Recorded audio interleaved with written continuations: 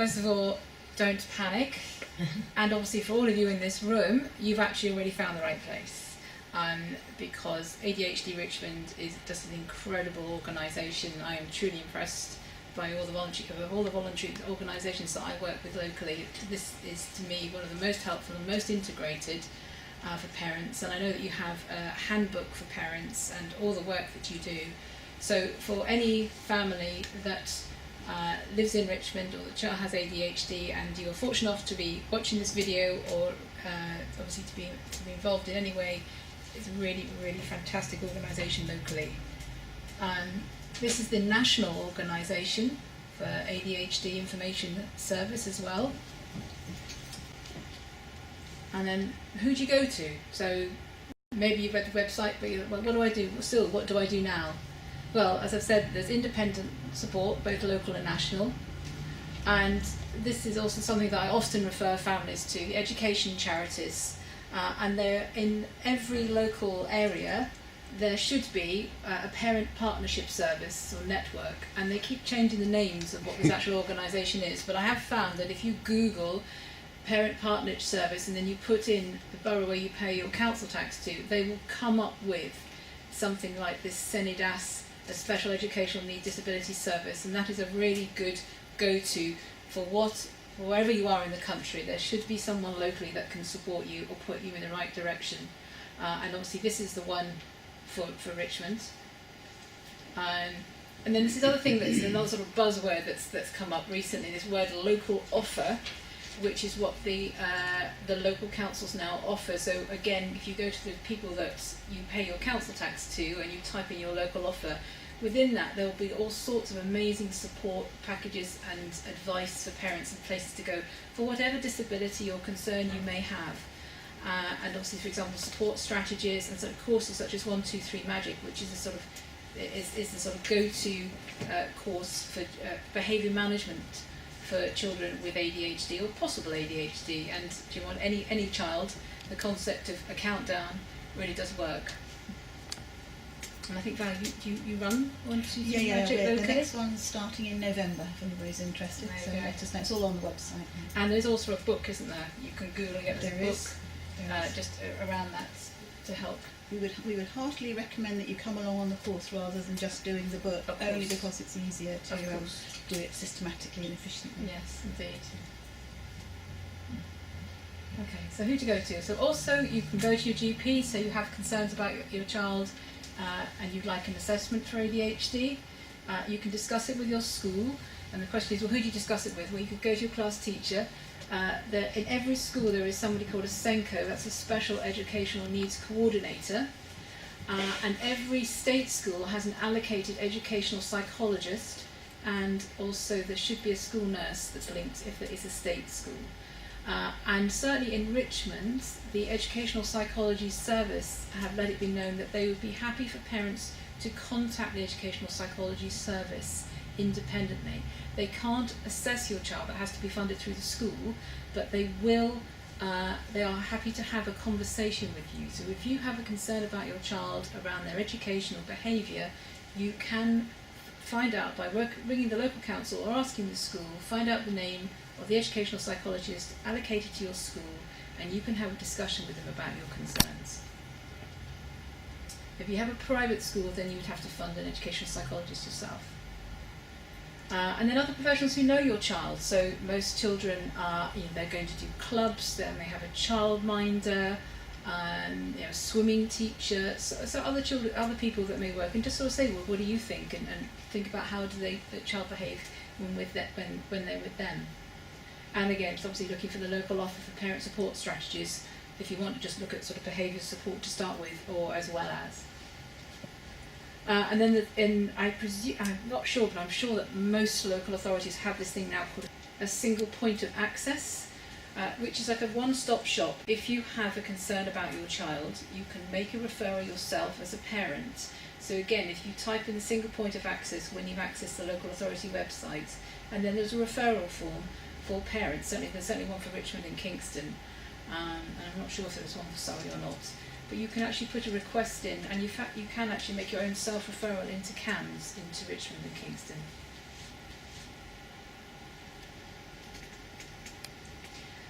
Also, something that I am very fond of, occupational therapy, I think can be incredibly beneficial.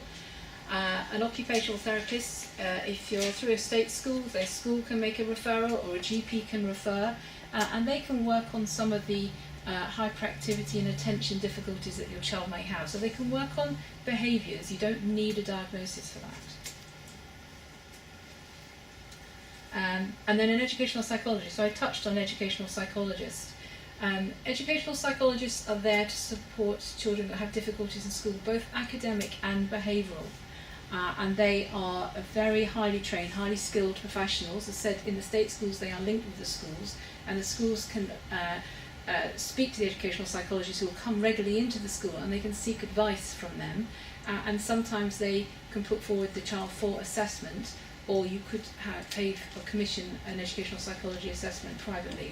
And that can be really beneficial to try and unpick quite what's going on.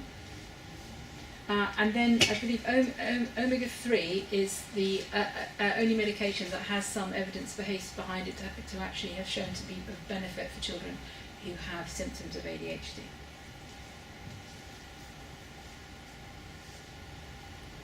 Okay, now this is the real thing that is a major issue, even for me in my NHS practice, how to avoid a rejected referral. So in my NHS practice I have commission of rules about who children I can see and ones I have to refer, and I do make referrals in and I do get them rejected.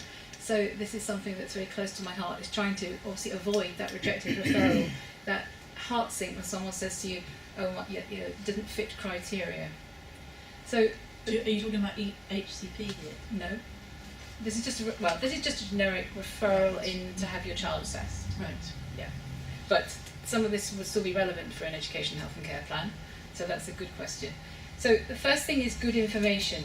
And what is that? So if you think about the professionals I first talked about, so getting that information from school, from anyone that knows your child and works with your child, and it's really important that everybody writes down exactly what's going on.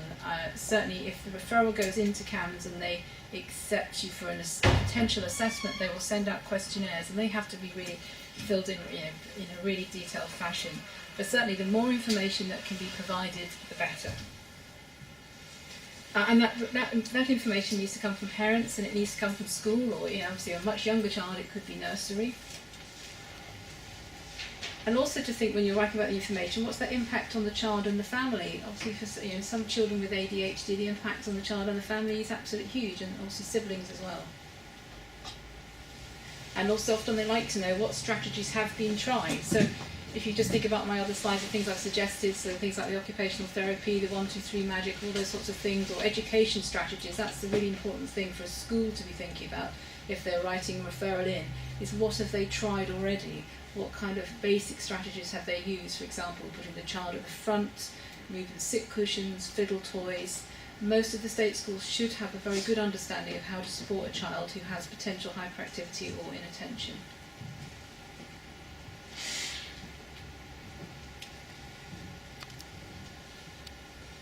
So I just sort of touched on this. Education is huge. So there's an awful lot that education can do to support a child in school, because obviously that's a time when the demands are much higher, obviously in a large class and having to concentrate and access the learning.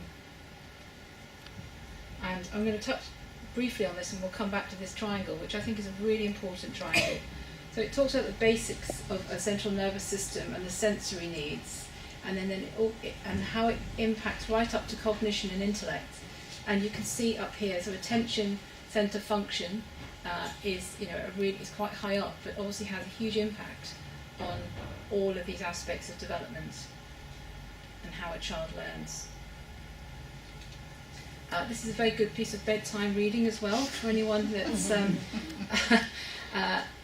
having issues with how their child is doing in school and are concerned about what could be happening. I think it's only about 212 pages long, but as a slide I'm going to talk about a little bit later, knowledge is power, and that's a really powerful document. And you mentioned the HCP, it's a really good document. That is actually what really we need to be basing all of these things on. And also nice guidelines. Again, that's another bit of bedtime reading, and actually they're absolutely huge, and personally I think quite confusing. There's all sorts of various different versions. Now there is only guidelines, but it does give some very good information on what the diagnostic process should be, what the expectations are from professionals. Now, in my job as a community paediatrician, I often just work out who isn't actually doing their job. It's when you have a child with difficulties, it's complex, and there's often a lot of professionals who should be involved. And I think for parents it's incredibly difficult that we have a lot of people who are definitely just working in their silos and not necessarily joining things up. They're not working collaboratively, and that is incredibly important. And it's very difficult for you as parents to necessarily know what should be happening and who actually should be talking to each other, and how do we move these things forward. And I think, as Alice has already alluded to, the big issue now is that the money is being taken out of social care, it's been taken out of education, it's been taken out of health. The cuts are absolutely huge. So in fact, silo working is actually becoming, to actually working more collaboratively is incredibly important. That's how it actually works smarter and more efficiently with the support and the assessments that are available to help children. And so knowledge is power. So hopefully some of the information I've already given you from these slides, you need to go away and do your homework. If you have a child that's got difficulties, the more that you know and the more that you can push and make sure that each professional is working and collaborating as much as they should be. And this is another thing that I come against, particularly in my NHS practice, information sharing. I think a lot of parents just assume that every professional is talking to each other, and they're not. Every time you do meet with professionals, I think it prompts and actually make it very clear if you are happy for information to be shared. There should be consent forms for you to sign with most professionals now, and there does need to be consent for information to be shared between agencies. And it's really important because often we find information hasn't been shared between professionals because they haven't got consent and they're not sure. And it can be hugely frustrating for parents who just assume everybody's talking to everybody else. So if you are talking to professionals, empower them and make it clear that you are happy for information to be shared. If you are, you may not be, but if you are, that is really how you can help your child.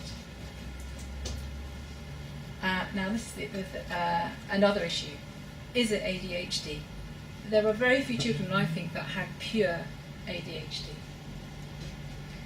What else could it be? And every child is unique. Could you explain to us what pure ADHD is first? So it's symptoms that are only symptoms that fit an ADHD profile and don't fit any other comorbidity, which I will talk about. So it's a question of, not everything fits into that lovely circle, only the circle would.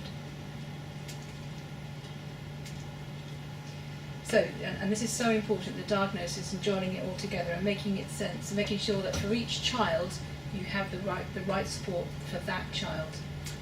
So here we go, here are the comorbidities, on what are they. So what is anything that's not pure ADHD? Now I've thrown in this slide from another talk I did, where I actually used sensory integration, because I just think this is a really lovely side. And instead of taking ADHD in the centre, we've used the word sensory integration. Now, unfortunately, there's not a lot of evidence for sensory integration, and it's not recognised in some of the standardised classifications.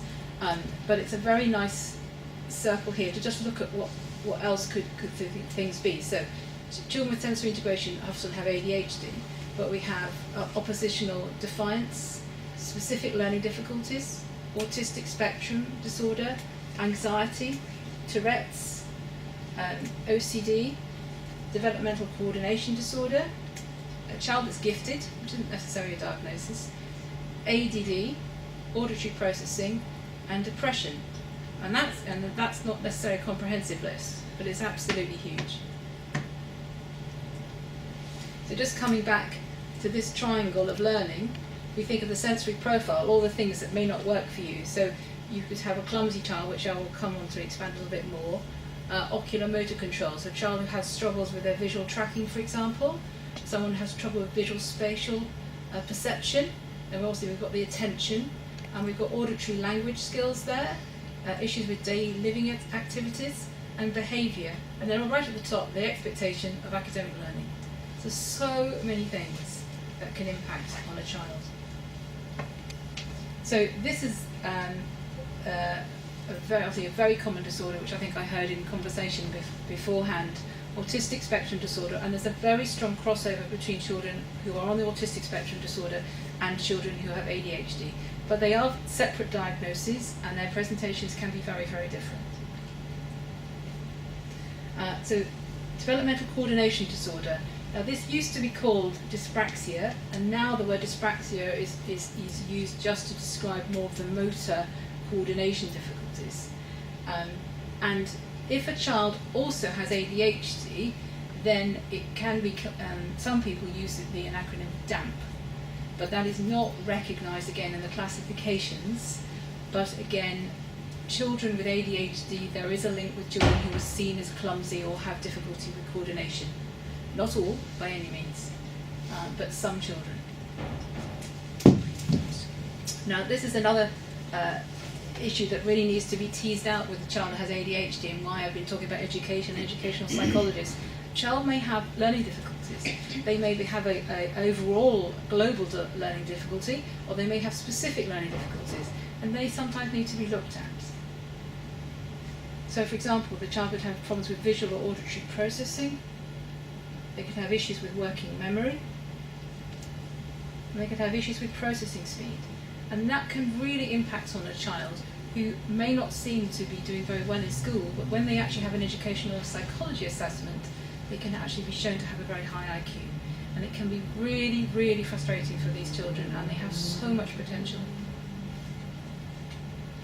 Environmental factors. So children who really struggle in a very busy, noisy environment, and of course in a state school classroom is a very difficult place to be. It can be very, very noisy, and so one of the things that we sometimes see is auditory processing disorder.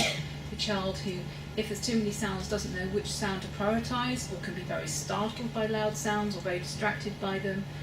The child who doesn't respond when you talk to them, and is always totally concentrating on something else. So again, let's look at this list of other comorbidities. Now, sleep is a really important one. If your child has a really poor sleep pattern, they may well have some challenging behaviour. Post-traumatic stress disorder. Again, OCD, oppositional defiant and conduct disorder, anxiety and depression, epilepsy, so intellectual disability, undiagnosed medical issues such as thyroid dysfunction, so hyper or hypothyroid, and psychosocial experiences such as adverse childhood experiences, drug abuse, and also child abuse, or having a very complex and difficult household to live in, all can have a huge impact. And then to try and do some service to this month's ADHD awareness and celebrating girls and women with ADHD, which is for this month, just to talk a little bit about that. They're the same but different. The prevalence is much less, and they're often much harder diagnosed, and they often have an atypical presentation. Can be hormone mediated and has a later onset, and there tends to be a referral bias towards boys. Often they're misdiagnosed, and they can be really struggling at school or have some other comorbidities as well. And it is now being recognised within the NICE guidelines that girls are being missed and underdiagnosed. So it's going to give you 3 different scenarios of girls who may present, who may well have ADHD, and there's 3 different types here that are all quite different. So you could have a child who is shy and silent and withdrawn at school, worries about friends and school a lot, forgetful or poorly organised and worries about schoolwork, daydreams and is easily distracted and struggles to stay on task. This is one that we may recognise more. A child is a sort of tomboyish kind of girl, physically active, competitive, and participates in risky behaviour, defiant and aggressive, disorganised, messy handwriting and struggles to finish tasks, cooperative at home and tries to please at school, acts first and thinks later, not realising the consequences, which is a really classic ADHD symptom. So a child that's just hyperactive and impulsive and inattentive, which is basically ADHD, talks too much and is restless. At school interrupts others, constantly talking and switching topics. Disorganised, hypersocial, oversensitive and quick to anger. So just to sort of recap on some sort of resources. So the 1-2-3 Magic, obviously if you can find a local course, as Val said, that would be fantastic. This is a really helpful book to explore your child and what kind of comorbidities they may have. These are really helpful websites for children who have sort of issues with emotional regulation. And this is, I think, is a great title. Smart but scattered. You know, that wonderfully, I think probably Boris Johnson could probably do this.